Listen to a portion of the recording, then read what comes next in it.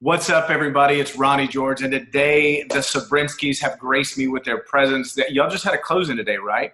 Yep. Yes. So y'all just had a closing, which hits you right at, correct me if I'm wrong, around $2 million in sales, only 3 months into the year. So again, I'm not the best at math, but if we're on the right track, that's projecting you at around 8 to 10 million in sales. Is that kind of y'all's goal? Yes. That's correct. Okay. Yeah, our goal is 10 million for the year. 10 mil. The 10 million for the year. 60 homes. So you're on track. Well, I wanted to sit down with the Cebrynskis and really just pick the brains of what can you attribute to all of your success. You are the top 10 agent in the entire Central Louisiana board, so you're absolutely crushing it. Like we said, 2 million in sales, on track to do 8 to 10 million a year. Tell me about, you, like what you've been able to accomplish and how you've been able to work together to achieve that. Well, I tell you what, I actually, I got my license first, and Jamie wanted to see, if I was going to be able to be successful in what this real estate was all about. So I guess I was the guinea pig. So once he saw that I was taking off, he decided to get his license and jump in. And I tell you what, it's been great being a team. We really play off of each other. We've been married. We just hit 19 years. Oh. Always pretty much worked together for the most part. We've owned several businesses. So we've known how, like, what my strengths are, what my weaknesses are, and the same thing with him. And it's really been great. I mean, real estate, it's a business, so you have to run it like a business, and we've had a good time doing it for sure. Yeah. Okay. What do you feel is your strength? For realtors or agents, it's a business, and that's what we're focused on: building a business, branding ourselves as the Cebrinskis. That's a name that sticks out, so we really push the Cebrynski name to brand ourselves and be the team that we need to be. And I think we've done a pretty good job, and you've helped us, tremendously, with the branding aspect of it. And the George name is really known for marketing and branding. You're doing a good job. I appreciate that. Well, going on what you said, first of all, I appreciate the kind words, but second of all, you're absolutely right. I think y'all want to run it more like a business than anyone else that I've seen, because to keep your budget, in check, your finances in order, you're persistent, you're diligent, you don't slack off. And if you do, you take a mini break and you jump right back into it. That's what and you've done that consistently just since you've joined, the brokerage. And that was back in January of last year. And it's crazy that it's already been a year. And the very fact that y'all stay consistent with it, it shows what you're able to achieve in a very short period of time. Yeah. So what do you feel, Jamie, are your strengths, and Tina, what do you feel are your strengths when it comes to the team aspect, like working together? Because I'm sure you've kind of had to polish it a little more over the months now that you've started working more together. So how do y'all kind of balance that? How do you work together? Like, does one always do something, and does the other always do something else? How do y'all do that? What do you think? Well, Tina's very good with, the market and doing the values when we go to list homes, like CMAs and stuff. Yeah, very, very, the comps and all. She's very, very knowledgeable about that. And I'm still learning from her, because she's learned so much so fast. I was really surprised how quick she learned so much. But I think my aspect, or my contribute, is to the marketing part of it. I think since I came on, it's really helped her with the marketing aspect of it. And with you and I talking quite a bit, because you and I think a lot alike when it comes to marketing. So I think when I came on board, started marketing, kind of helped us to accelerate to the next level, with my experience with marketing and trying to build this as a business.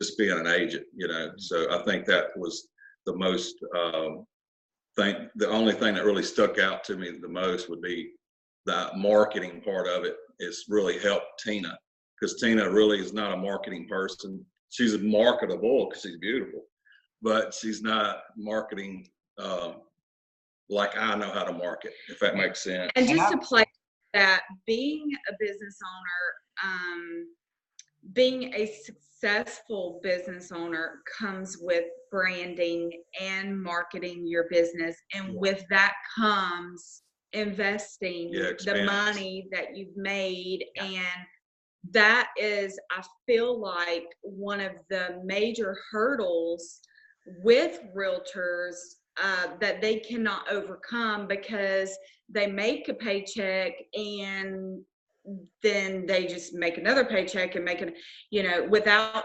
taking a little percentage of that money and investing back it into the business. back into it. And I think that really separates us from a lot of people, and it's what's made us so successful.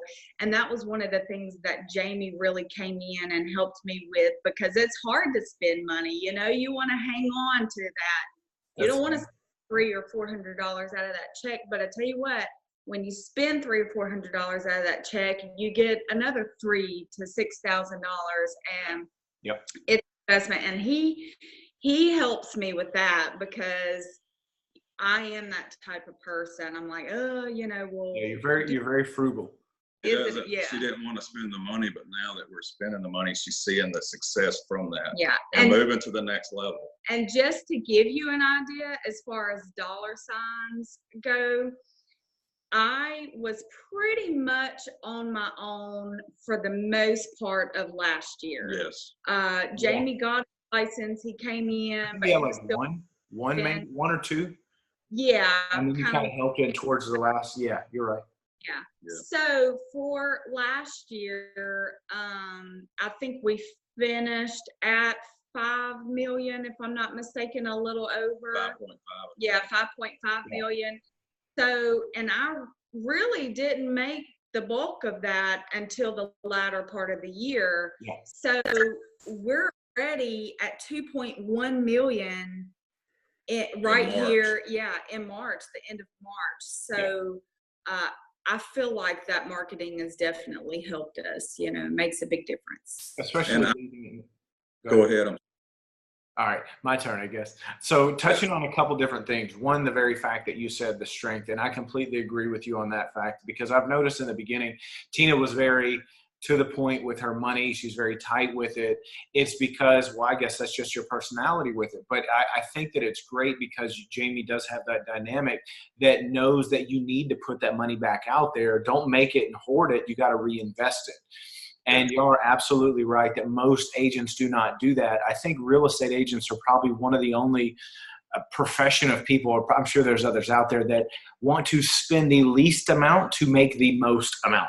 Like they only want to invest $100 or $2 to make 10 grand. And then it's like, come on, y'all, you got to spend some money.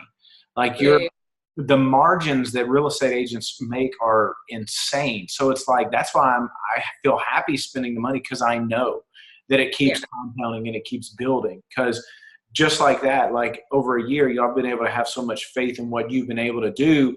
And the more you reinvest in yourself, the more that confidence builds, and you know what you're capable of, and you can keep stepping it up. But I think that's funny that y'all kind of naturally went down that path. Jamie took the marketing to push the business, and you essentially are the customer service, the quality assurance to make sure everything gets done right. So it's like a perfect balance. Yeah. Perfect balance. Yeah. And, I don't have to get any praise. She doesn't either, but I'm just saying I'd rather her be the face. She's got a pretty face. Just let her roll with it. I'm just kidding. Yeah. What'd you say? She shaves, but I don't. That makes sense. I mean, that's why it's smoother. I could tell with the camera. That's right. So what do y'all feel on that note? We know that what y'all have been able to, accomplish, and we see that you'd recommend that you would definitely say, look, reinvest your proceeds. Do you have a certain percentage, or you just kind of just at least make sure to put, at least $400, $500, $600, $700? Like what do you see yourself putting into something each month? Like if you had to give some recommendations for new agents or something like that. Well, it just depends on what's available. Yeah. Like with our advertising through Zillow, we put a certain amount in there, as much as we could get, really. I would put more in, Yeah. but marketing ourselves, like with the bus stop benches and things like that, branding, and Kroger and things like that. We just picked a certain amount that we wanted to spend, and that's what we spent, you know, and it wasn't necessarily a percentage. Typically, you're supposed to spend about 20%. Right. I think I lost you. Of your income. Yeah, you are back. Are we back? Yeah. Welcome back. Thanks. But anyway, 20%. typically about 20% is what they say of advertising and all that. And I think we're pretty close to that now. Yeah. And when you start, it's easy to keep doing it. I mean, you just got to get in that beginning stage of I've got to spend money to make. You got to break that mental barrier of like, okay, I need to spend. It is. Yes. That's And that's all it is. But I think that once we talked about some of the stuff too, it was almost not necessarily the amount you should spend. It was being strategic about it. And I think that most people throw money, cross their fingers, hope it works out. But I think that we had the conversation about doing the Kroger stuff because you have the bus benches and they're all right there in the area, and then you're already doing the marketing, you're always doing the branding, so you just kind of strategically put your money in the right places. And I think that y'all have done the right job with that, and just like you said, it's showing off already, you know.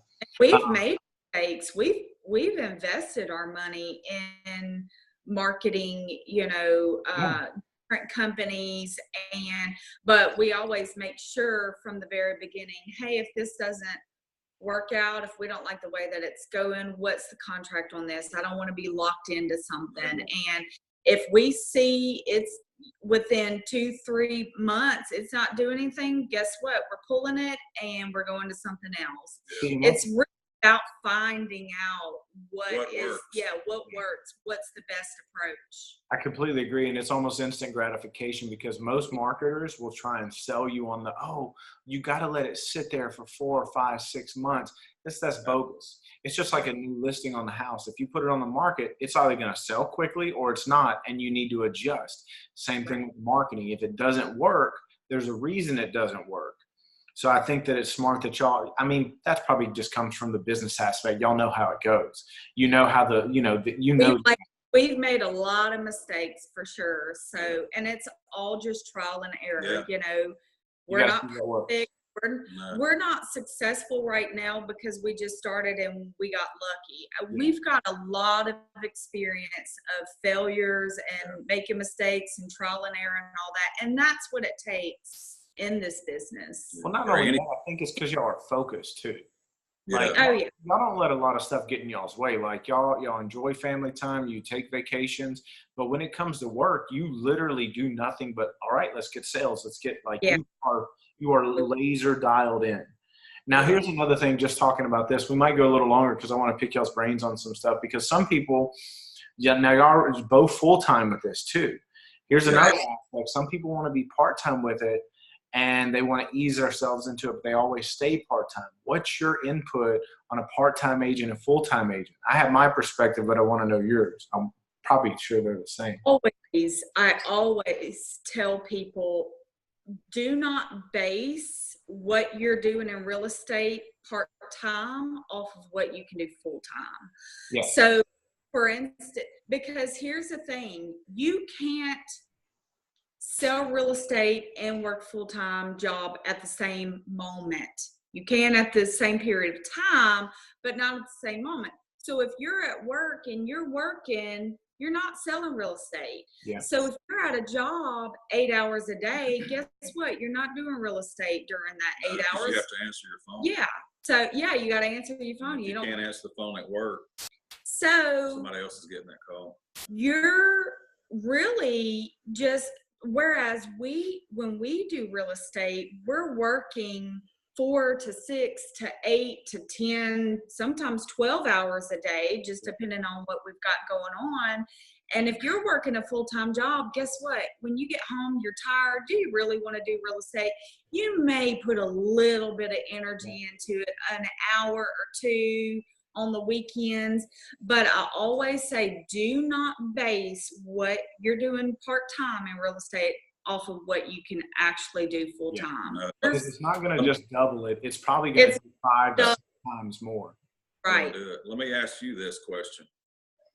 Bring it. If you looked at the top 20 agents in Cenla, do you think any of those are part-time? Nope. Even the top 50, you probably have a couple in there, but I doubt it. That's a good point. I didn't even think about that because I look at the names and you're right. They're all full-time agents. And that's the other thing too, is the moment you wake, the moment you go to sleep, you're thinking about it the whole time. And that's the thing when it comes to part-time, you don't really think about it. You're just sitting there can y'all hear him screaming in the background? Yeah. Just a little bit. He just woke up. But that's the other thing. You can't think about it like when it comes to real estate. Yeah. He didn't get a nap today, so he is destroyed. So when it comes to real estate, I completely agree with you. Part-time stuff like that, you're constantly focused on your everyday, and you're not mentally thinking of ideas or creativity or your clients or looking for properties or looking for sale by owners.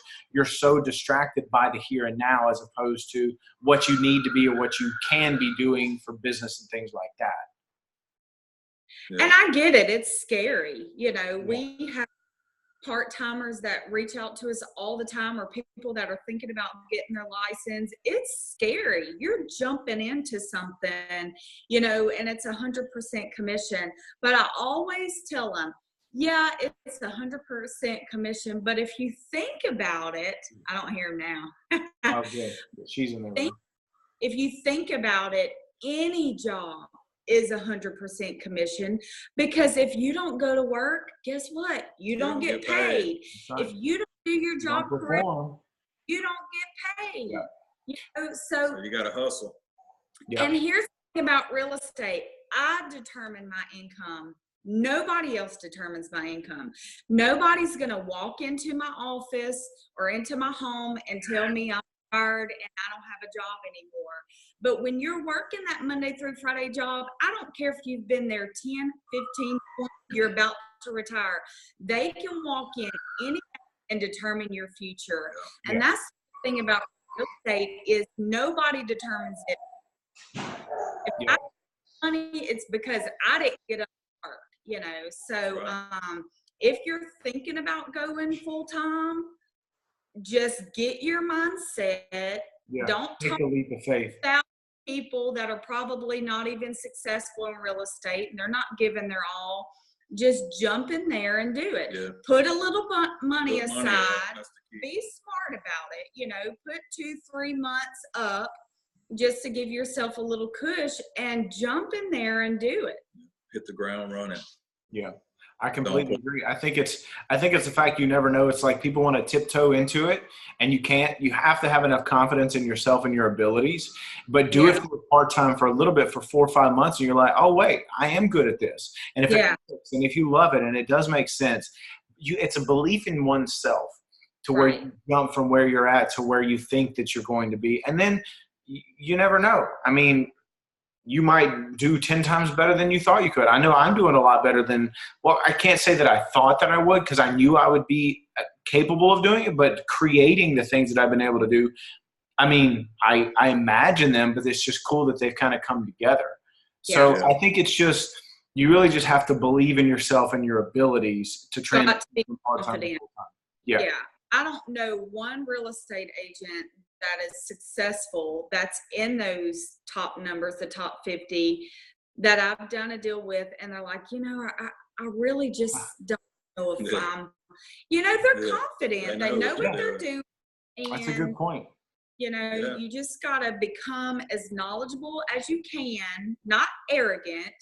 But I told you the other day, you've got to have a sense of arrogance about you, but that's not really arrogance. I'd say more confidence. Just a little. Well, people feel that way. It's because your confidence exudes their own, so their own insecurities flare up, and that's all it is. I mean, if you're confident in your abilities, then you can sit there and you can take on stuff because what's cool is what you're capable of. And you've proven it to yourself. So just like with the card sale stuff, that it can sell. Oh, yeah. All right. Well, he's screaming again. I'm going to go ahead and wrap up. I Yes. appreciate y'all's time. It means the world to me, and I wish y'all continued success. And Thank you. see y'all around the office, I guess. Yes. Thank you. All right. Bye. Bye.